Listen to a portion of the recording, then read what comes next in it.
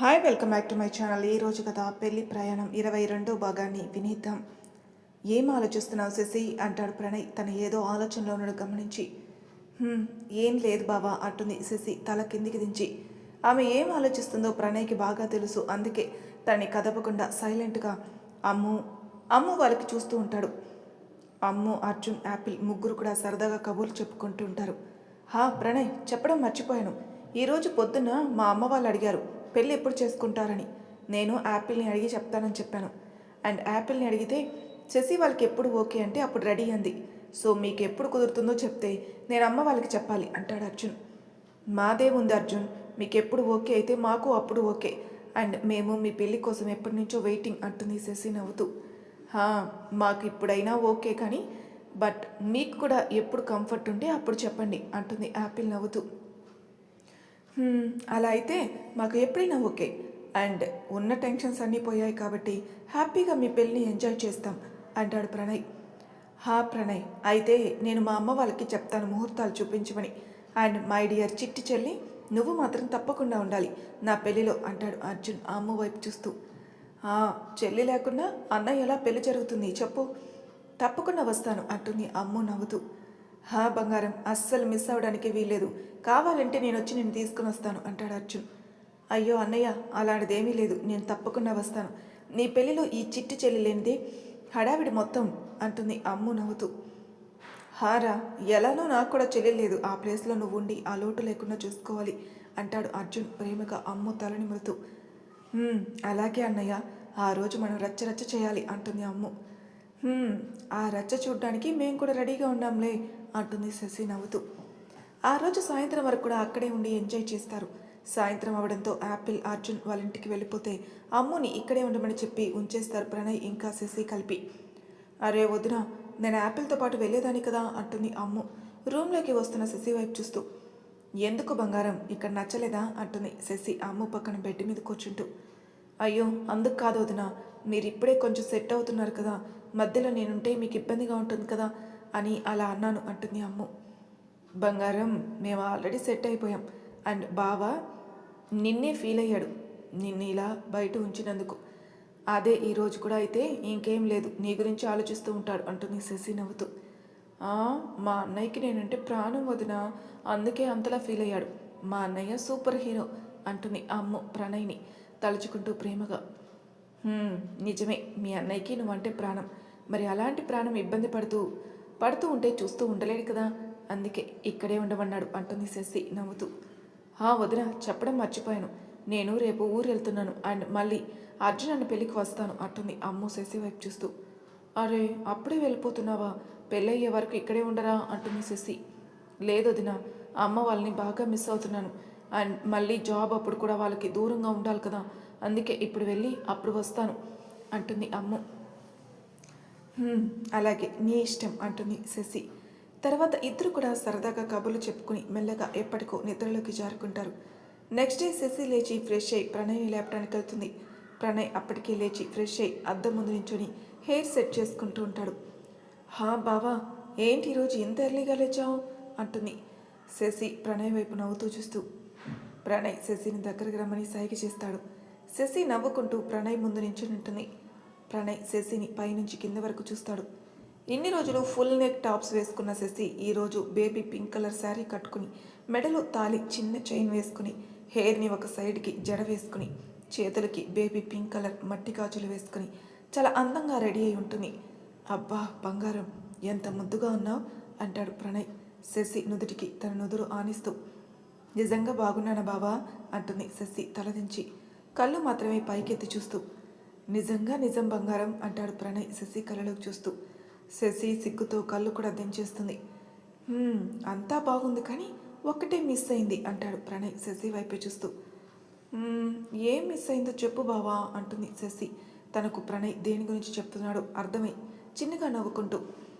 ఇదిగో ఇది అని అక్కడ డ్రెస్సింగ్ టేబుల్ మీద ఉన్న కుంకుమ తీసి తన నుదుటి మీద పెడుతూ శశి కళ్ళు మూసుకుని ఆ ఫీల్ని ఎంజాయ్ చేస్తుంది. ఇది నేను మర్చిపోలేదు బావా, నువ్వు పెడితే బాగుంటుందని నేను పెట్టుకోలేదు అంటుంది శశి ప్రేమగా ప్రణయ్ వైపు చూస్తూ. ప్రణయ్ శశిని హక్ చేసుకుని తన నుదుటి మీద ముద్దు పెట్టుకుంటాడు. బావా, నిజంగా నాకు చాలా హ్యాపీగా ఉంది బావా. నేను మన పెళ్ళప్పటి నుంచి కూడా ఇదే కోరుకుంటున్నాను. ఎప్పుడెప్పుడు మన మధ్యలో ఈ దూరం తగ్గుతుందా అని. అది ఈ రోజుకి నెరవేరింది అంటుంది శశి ప్రేమగా ప్రణయ్ని హగ్ చేసుకుంటూ. ఇంకా అస్సలు దూరం ఉండకూడదు బంగారం. ఇంకా నేను మన మధ్యలో దూరం రానివ్వను అంటాడు ప్రణయ్ శశిని మరింత తనలోకి అదుముకుంటూ. ఇద్దరు కొంచెంసేపు అలానే ఉండిపోతారు. అమ్మ పిలవడంతో ఈ లోకంలోకి వచ్చి ఇద్దరు దూరం జరిగి ఒకరినొకరు చూసుకొని చిన్నగా నవ్వుకొని బయటికి వెళ్ళిపోతారు. బంగారం ఒక్క నిమిషం అంటాడు ప్రణయ్. శశి ఏంటా అన్నట్టు ప్రణయ్ వైపు చూస్తుంది. ప్రణయ్ తన కబోర్డ్ దగ్గరికి వెళ్ళి అందులో పెట్టిన చిన్న బాక్స్ బయటికి తీస్తాడు. బావా, ఇది ఆ రోజు నేను తీసుకుంటే నీదేని తీసేసుకున్నావు అదేనా అంటుంది శశి ఆ బాక్స్ గుర్తు చేసుకుంటూ. అదే బంగారం, నీకోసం నేను కొన్న గిఫ్ట్ అంటాడు ప్రణయ్ శశి ముందు నించుని. ఇంతకీ ఏముంది బావా ఆ బాక్స్లో అంటుంది శశి నవ్వుతూ. ప్రణయ్ ఆ బాక్స్ ఓపెన్ చేసి అందులో ఉన్నది చూపిస్తాడు. అది చూసి శశి కళ్ళలో నీళ్లు తిరుగుతాయి. ప్రణయ్ తనని హత్తుకుని శశి కళ్ళు తుడిచి తన నుదుటి మీద ముద్దు పెట్టుకుంటాడు. అన్నయ్య, ఈరోజు ఆఫీస్కి వెళ్తున్నావా అంటుంది కిచెన్లో నుంచి బయటకు వచ్చిన స్మిత. లేదురా, ఈరోజు వెళ్ళను. సాయంత్రం శశి ఇంకా ప్రణయ్ని పర్సనల్గా కలిసి సారీ చెప్పి అప్పుడు ఆఫీస్కి వెళ్తాను అంటాడు చందు. అది కాదురా, ఈరోజు నువ్వు ఆఫీస్కి వెళ్ళడం బెటర్ ఏమో కదా. మళ్ళీ ఆ నైనా ఏం ప్లాన్ చేస్తుంది ఏమో అంటుంది స్మిత భయంగా. లేదురా, తను ఏం చేసినా ముందు నాకు చెప్తుంది. అండ్ నేను మారిపోయానని తనకు తెలియటం మంచిది కాదు. ఇప్పుడే చెప్పేస్తే వాళ్ళ మీద ఇంకా కోపం పెంచుకుంటుంది అంటాడు చందు. అదే నిజమే అన్నయ్య, నువ్వు చెప్పింది కూడా నిజమే. అండ్ సాయంత్రం నేను కూడా నీతో పాటు వస్తాను అంటుంది స్మిత. నువ్వెందుకు బంగారం, నేను వెళ్తాను కదా అంటాడు చందు. లేదన్నయ్య, నేను వస్తాను అంటుంది స్మిత స్థిరంగా. అలాగేనన్నా అంటాడు చందు. హే నైనా, నేను వచ్చేస్తాను. ఇప్పుడు ఎక్కడికి రావాలి అని అడుగుతాడు జాన్. నువ్వు కాదు, నేనే వస్తున్నాను, వెయిట్ చేయి అంటుంది నైనా. అలాగే అని కాల్ కట్ చేసి నైనా కోసం వెయిట్ చేస్తూ ఉంటాడు John. Pranay, your bad time start now అని నవ్వుకుని జాన్ని కలవడానికి వెళ్తుంది నైనా. శశి ప్రణయ్ని హక్ చేసుకుంటుంది. ఏడవకు నాన్న, ఇది నేను నీకోసం ఎంత ప్రేమగా తీసుకుని వస్తే నువ్వేంటి ఇలా ఏడుస్తున్నావు? నీకు నేను ఇచ్చిన గిఫ్ట్ నచ్చలేదా అంటాడు ప్రణయ్. లేదు బావా, చాలా చాలా నచ్చింది అంటుంది శశి తన కళ్ళు తుడుచుకుంటూ. ప్రణయ్ శశి నుదుటి మీద ముద్దు పెట్టుకుని తన చేతిలో ఉన్న నల్లపూసలు శశి మెడలో వేసి మెడ మీద కిస్ చేస్తాడు. శశి ఉలిక్కిపడి ప్రణయ్కి దూరం జరుగుతుంది. ఏమైంది బంగారం అని అడుగుతాడు ప్రణయ్ అయోమయంగా మొహం పెట్టుకుని. బావా, అంత అమాయకంగా చూడకు అంటుంది శశి బొంగుమూత పెడుతూ. నేనేం చేశా బంగారం, జస్ట్ ఇలా చిన్నగా కిస్ చేశాను అంతే కదా అంటాడు ప్రణయ్ మళ్ళీ మెడ మీద కిస్ చేసి. బావా అని సిగ్గుతో ఇంకేం మాట్లాడలేక సైలెంట్గా ఉంటుంది. అయ్యో బంగారం, ఒక్క కిస్కే ఇలా అయిపోతే ఎలా అంటాడు ప్రణయ్ అల్లరిగా నవ్వుతూ. పో బావా అని రూమ్ నుంచి బయటకు వెళ్ళడానికి వెనక్కి తిరుగుతుంది శశి. ఆమెను వెళ్ళనివ్వకుండా తన చేతిని పట్టుకుని తన మీదకి లాక్కుంటాడు ప్రణయ్. శశి వెళ్ళి ప్రణయ్ మీదే పడుతుంది. సరే, ఇంకా అల్లరి చేయను కానీ గిఫ్ట్ ఎలా ఉంది, నచ్చిందా అని అడుగుతాడు ప్రణయ్ ప్రేమగా శశి వైపు చూస్తూ. చాలా చాలా నచ్చింది బావా, ఎంతగా అంటే చెప్పలేను. నేను ఇది ఆ రోజు షాపింగ్ మాల్లో చూసి తీసుకోవాలనుకున్నాను కానీ నీకు నచ్చదేమో అని తీసుకోలేదు. ఇంటికి వచ్చాక కూడా దీని గురించి ఆలోచించాను కానీ అప్పుడే ఒకటి అనుకున్నాను. నీ చేతులతో నువ్వు నా మెడలో వేసే వరకు కూడా వేసుకోకూడదని, అందుకే వేసుకోలేదు. కానీ నేను కోరుకునేది తీసుకుని వచ్చి నాకు లైఫ్ లాంగ్ గుర్తుండే గిఫ్ట్ ఇచ్చావు బావా. నిజంగా చాలా చాలా హ్యాపీగా ఉంది. అసలు ఈ ఫీలింగ్ నేను మాటలో చెప్పలేను అంటుంది శశి ప్రేమగా ప్రణయ్ని చూస్తూ. మాటల్లో కాకపోతే చేతుల్లో చూపించు అంటాడు ప్రణయ్ మళ్ళీ అల్లరి మొదలు పెడుతూ. శశి ప్రణయ్ కాళ్ళ మీద తన పాదాలు పెట్టి అతని నుదుటి మీద ముద్దు పెడుతుంది. ప్రణయ్ కళ్ళు మూసుకుని ఆ కిస్ని ఫీల్ అవుతూ ఉంటాడు. శశి కాలు కిందికి దించి ప్రణయ్ని హక్ చేసుకుని అతని హార్ట్ మీద కిస్ చేసి అక్కడి నుంచి బయటకు వెళ్ళిపోతుంది. వెళ్తున్న శశిని చూసి చిన్నగా నవ్వుకుని బెడ్ మీద కూర్చుంటాడు. ఏంటమ్మో, అప్పుడే రెడీ అయిపోయావా అనుకుంటూ వస్తుంది శశి. వదిన, నేను రెడీ అయ్యాను కానీ నువ్వు మాత్రం చాలా క్యూట్గా ఉన్నావు వదిన అంటుంది అమ్ము శశిని హక్ చేసుకుని. ఎందుకో అంత క్యూట్గా అని అంటుంది శశి నవ్వుతూ. ఎందుకంటే ఏమో, బట్ చాలా బాగున్నావు. అండ్ వదిన, ఈ నల్లపూసలు కూడా చాలా బాగుంది అంటుంది అమ్ము ఆ నల్లపూసలు చూస్తూ. బంగారం, ఇది మీ అన్నయ్య గిఫ్ట్ అంటుంది శశి చిన్నగా సిగ్గుపడుతూ. హో వావ్, అన్నయ్య టేస్ట్ అదిరిపోయింది, ఎంత క్యూట్గా ఉందో అంటుంది అమ్ము. మీ అన్నయ్య టేస్టే కాదమ్మో, మీ అన్నయ్య కూడా అదిరిపోతాడు అంటుంది శశి ప్రణయ్ని గుర్తు చేసుకుంటూ. ఓహో వదిన, ఏంటి విషయం, మా అన్నయ్యని పొగుడుతున్నావు అంటుంది అమ్ము నవ్వుతూ. అప్పుడు అర్థమవుతుంది శశికి తను నోరు జారిందని. వెంటనే అమ్మ వైపు తిరిగి చిన్నగా నవ్వుతూ టిఫిన్ పెడతాను కూర్చో అంటుంది. శశి టాపిక్ డైవర్ట్ చేయడానికి అలా అంటుందని అర్థమై అమ్మ కూడా చిన్నగా నవ్వుకొని డైనింగ్ టేబుల్ దగ్గర కూర్చుంటుంది. తర్వాత ప్రణయ్ కూడా రావడంతో ముగ్గురు టిఫిన్ చేసి కారులో స్టార్ట్ అవుతారు. ముందుగా అమ్మని బస్ స్టాప్లో డ్రాప్ చేసి ప్రణయ్ వాళ్ళ ఆఫీస్కి వెళ్ళిపోతారు. శశి కారు దిక్కుండా ఆలోచిస్తూ ఉంటుంది. ఏమైంది బంగారం, ఏం ఆలోచిస్తున్నావు అంటాడు ప్రణయ్ శశి ఆలోచనలను గమనించి. ఏమో బావా, కొంచెం నర్వస్గా ఉంది. ఇన్ని రోజులు వేరు, ఈ రోజు వేరు కదా అంటుంది శశి టెన్షన్గా. తనకు టెన్షన్ వల్ల నుదుటి మీద చెమటలు పడుతున్నాయి. ప్రణయ్ ముందు కొంగి తన కర్చీఫ్తో శశి నుదుటిన పట్టిన చెమటలు తుడిచి తను హక్ చేసుకుంటాడు. శశి కూడా ప్రణయ్ని గట్టిగా హక్ చేసుకుని తన టెన్షన్ని తగ్గించుకుంటుంది. కొంచెంసేపటికి తన నార్మల్ అవ్వడంతో మెల్లగా ప్రణయ్ని వదులుతుంది. ఇప్పుడు ఓకేనా బంగారం అంటాడు ప్రణయ్ శశి కళ్ళలోకి చూస్తూ. హా బావా, ఇప్పుడు ఓకే, నువ్వు టెన్షన్ అవ్వకు, నేను బాగున్నాను అంటుంది శశి చిన్నగా నవ్వుతూ. ప్రణయ్ శశి నుదుటి మీద ముద్దు పెట్టుకుని కారు దిగుతాడు. అతని వెనకాలే శశి కూడా దిగి లోపలికి వస్తుంది. శశి ఆఫీస్లోకి ఎంటర్ అవ్వగానే అందరూ ఆమె వైపే చూస్తారు.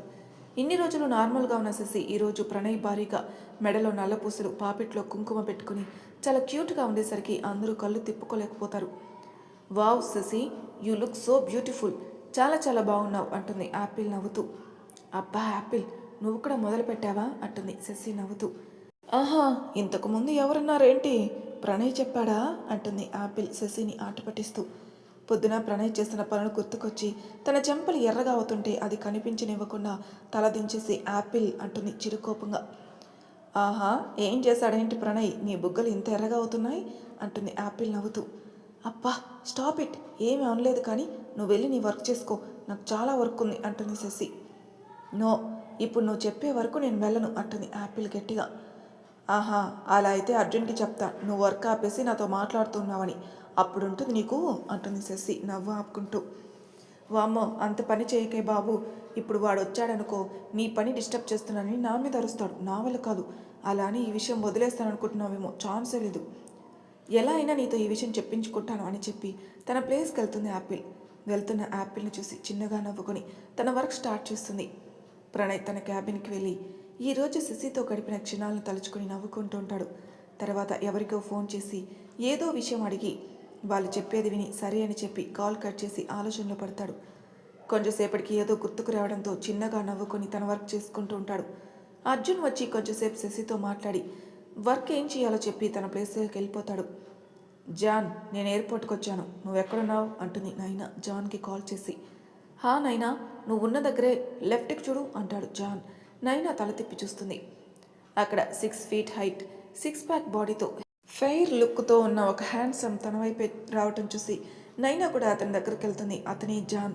హే జాన్, నువ్వు చాలా స్మార్ట్గా అయ్యావు అంటుంది నైనా జాన్ని కాంప్లిమెంట్ చేస్తూ. ఆహా, you too Naina, you are looking so cute అంటాడు జాన్. హా థ్యాంక్స్, ఇంతకీ నేను చెప్పింది ఏం చేస్తావో ఆలోచించావా అంటుంది నైనా కార్ స్టార్ట్ చేస్తూ. నైనా, థింక్ వన్స్ అగైన్, ఇదంతా అవసరమా అంటాడు జాన్. నైనా జాన్ వైపు సీరియస్గా చూస్తూ, ఈ ముక్క చెప్పడానికి ఇక్కడ వరకు వచ్చావా, అండ్ నువ్వు ఉన్నా లేకపోయినా నేను ఇది చేసి తీరుతాను, అండ్ నౌ ఇంక నువ్వు వెళ్ళొచ్చు అంటుంది నైనా కార్ సైడ్కి ఆపి కోపంగా జాన్ వైపే చూస్తూ. హేయ్, నేనేదో సరదాగా అన్నాను, నువ్వంత కోపం తెచ్చుకోకు, అండ్ నువ్వేం చేసినా నీ వెనకాల నేనుంటాను, అండ్ నీకోసం ఏం చేయడానికైనా నేను రెడీగా అంటాను అన్నాడు. నైనా చిన్న నవ్వుతో కార్ స్టార్ట్ చేసి జాన్ ఉండాల్సిన ప్లేస్కి తీసుకుని వస్తుంది. జాన్, నువ్వు ఫ్రెష్ అయ్యి రెస్ట్ తీసుకో, నేను ఆఫ్టర్నూన్ వస్తాను అంటుంది నైనా.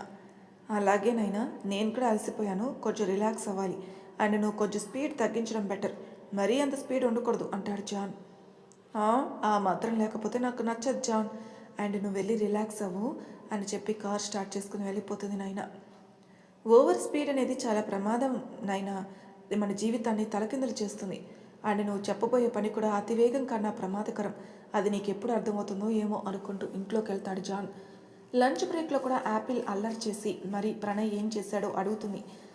అర్జున్ని అడుగు, తనైతే నీకు కరెక్ట్గా ఆన్సర్ చెప్తాడులే అంటుంది శశి నవ్వుతూ. అక్కడ అక్కడ వాడిని అడగాలి, చెప్పడం కాదు కదా, ఇలా అడిగినందుకు నా మూతి పచ్చడి చేస్తాడు అంటుంది యాపిల్ మూతి తిప్పుతూ. అలా ఉండు, ఇలాంటివన్నీ తెలుసుకోకూడదు అని అంటుంది శశి నవ్వుతూ. అలాగే మేడం అంటుంది యాపిల్ కూడా. అలా సాయంత్రం వరకు కూడా ఆఫీస్లో టైం స్పెండ్ చేసి సాయంత్రం శశిని తీసుకుని కారులో స్టార్ట్ అవుతాడు ప్రణయ్. బావా, నాకు చాక్లెట్ కావాలి అంటుంది శశి ముద్దుగా మొహం పెట్టి. నువ్వేమైనా చిన్నపిల్లవా చాక్లెట్ తినడానికి అంటాడు ప్రణయ్ నవ్వుతూ. చిన్నపిల్లలే చాక్లెట్స్ తినాలా బావా అంటుంది శశి. అలా ఏం లేదులే, పద వెళ్ళి తీసుకుందాం అని మాల్ ముందు కారు ఆపుతాడు. ఇద్దరు కలిసి మాల్లోకి వెళ్ళి కావాల్సిన ఐటమ్స్ అన్నీ తీసుకుని శశి కోసం చాక్లెట్స్ కూడా తీసుకుని ఇంటికి స్టార్ట్ అవుతారు. రే అన్నయ్య, నువ్వు బాగానే ఉన్నావు కదా అని అడుగుతుంది స్మిత సోఫాలో కూర్చున్న చందు వైపు చూస్తూ. నేను బాగున్నాను నాన్న అని అంటాడు చందు ఎటువంటి ఫీలింగ్ లేకుండా. లేదురా, నువ్వు నార్మల్గా లేవు, మనం శశి వాళ్ళ దగ్గరికి ఇంకోసారి వెళ్దాంలే అంటుంది స్మిత భయంగా చందు వైపు చూస్తూ. వద్దు వద్దు, ఈరోజే వెళ్దాం అండ్ నేను ఈ భారం ఇంకా మొయ్యలేను అంటాడు చందు. అలాగే అన్నయ్య, నేను రెడీ అయ్యాను, మరి స్టార్ట్ అవుదామా అంటుంది స్మిత. అలాగే అని చెప్పి తన కార్ కీస్ ఇంకా వ్యాలెట్ తీసుకుని బయటకు వస్తాడు చందు. అతని వెనకాలే స్మిత కూడా డోర్స్ అన్ని లాక్ చేసుకుని వెళ్తుంది. మరి తర్వాయి భాగంలో ఏం జరగబోతుందో నెక్స్ట్ ఎపిసోడ్లో తెలుసుకుందాం. అంతవరకు నా ఛానల్ సబ్స్క్రైబ్ చేయని వాళ్ళు ప్లీజ్ సబ్స్క్రైబ్ చేసుకోండి, లైక్ చేసి షేర్ చేయండి. Thank you for listening.